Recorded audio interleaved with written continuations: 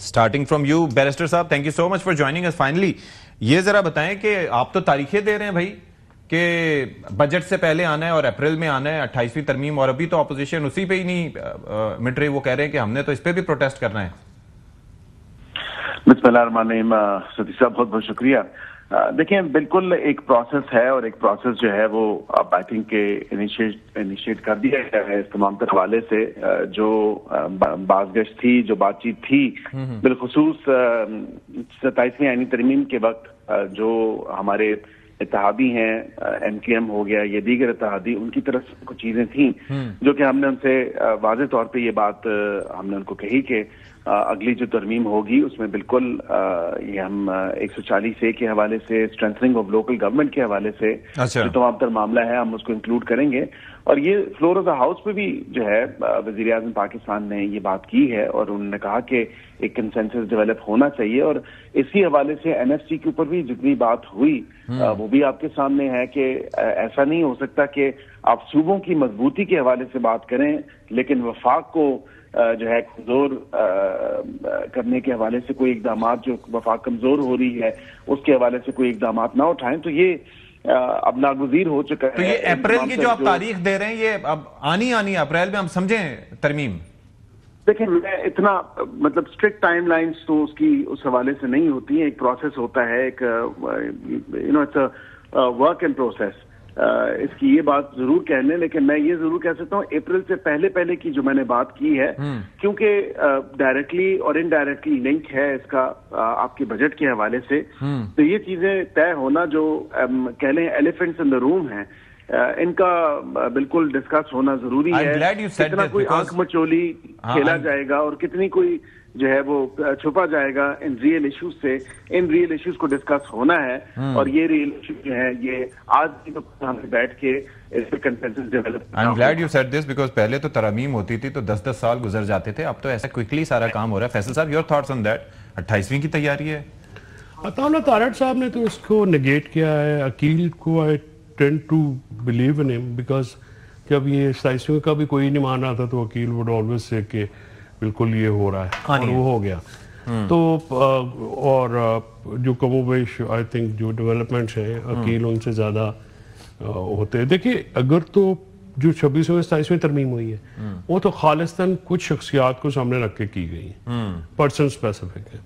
अगर कोई ऐसा मामला आता है जिसमें लोगों का भी, जैसे लोकल गवर्नमेंट जो है वो एक जेन्युइन इशू है, 3rd टियर है आर्टिकल 7 में जो आपका दस्तूर कहता है, और दस्तूर पाकिस्तान के दफ़ा 7 में ये चीज़ मुकम्मल नहीं होती है। हुकूमत जो रियासत है वो वफाकी हुकूमत, सूबाई हुकूमत और ऐसी अथॉरिटी है जो टैक्स लेवी कर सकती है जो कि लोकल गवर्नमेंट होती है।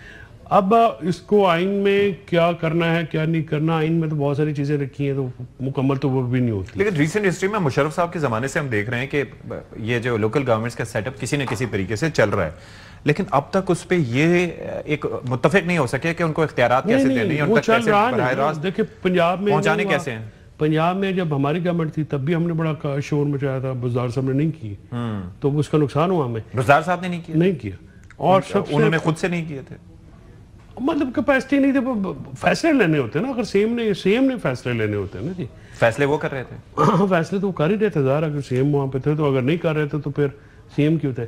खैर ये कोई डिबेट नहीं है। डिबेट ये है कि 2000 जो मुशर्रफ साहब का 2001 का लोकल गवर्नमेंट ऑर्डिनेंस था उसका एक एज था जिसमें नाज़मीन वाला सेटअप, उसमें नाज़मीन का सेटअप था। सेटअप तो आप कुछ भी लगा लें, असल जो मामला होता है वो फाइनेंशियल एडमिनिस्ट्रेटिव एम्पावरमेंट होती है, वो उसमें था, और प्रोविंशियल फाइनेंस कमीशन होता था।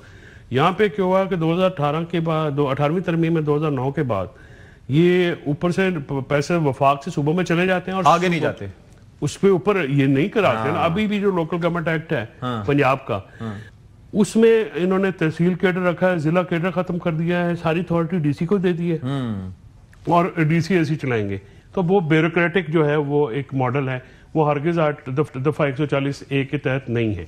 पीपल्स पार्टी जो है वो लोकल गवर्नमेंट को ज़ाहिर एमकेएम की कराची में शहरी इलाकों में उनकी इंग्रेस है। खैर इंग्रेस तो कोई नहीं है, पीटीआई की है, या उनको वहां पे दे दी जाती है। वो अभी भी 19 सीटें जो है वो कब्जा करके बैठे हुए हैं ना। तो वो MQM खैर अगर इसी तनख्वाह पे काम करना हुआ तो इससे कम पे भी राजी हो जाएगी, वो कुछ नहीं अच्छा, आप ये समझ रहे हैं कि आगे भी ये मामला यूं ही चलेगा? लेकिन ना इसके लिए तो पीपल्स पार्टी अगर नहीं राजी होती तो पीपल्स पार्टी के बगैर तो ये होनी कोई नहीं है।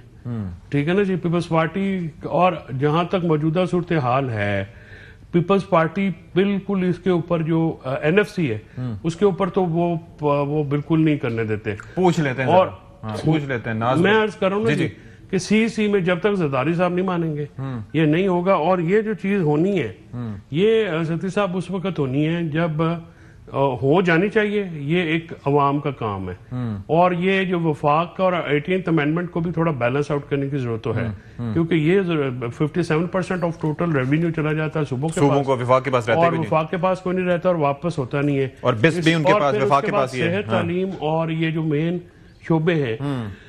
असल अमेंडमेंट तो आनी है ना आर्टिकल 163 में।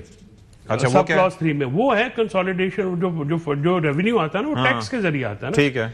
तो सुबह से फिर टैक्स को ये लेके ये कह रहे हैं, वफाक कह रहा है कि सारा जो टैक्स कलेक्शन आए वफाक के पास और फिर वफाक से सुबह को हम जाएं। और अगर ये उसको subject to provincial finance commission कर दें तो आदि तो मामला वहां पे खत्म सॉर्ट हो जाएंगे ना। ये हर बात पे मजाइल ना मारे। ये भी जैसे अभी इन्होंने जो किया है ये हथौड़े से कील ठोकना था, इन्होंने कील पे मजाइल मार दिया। मेरा जो है मशवरा ये है कि जो काम जो आराम से होते हैं ना उसको आराम से तोप से मक्खी नहीं मारनी चाहिए। तोप से मक्खी, पता नहीं है तोप से तो मच्छर भी मारते रहते हैं। ठीक है।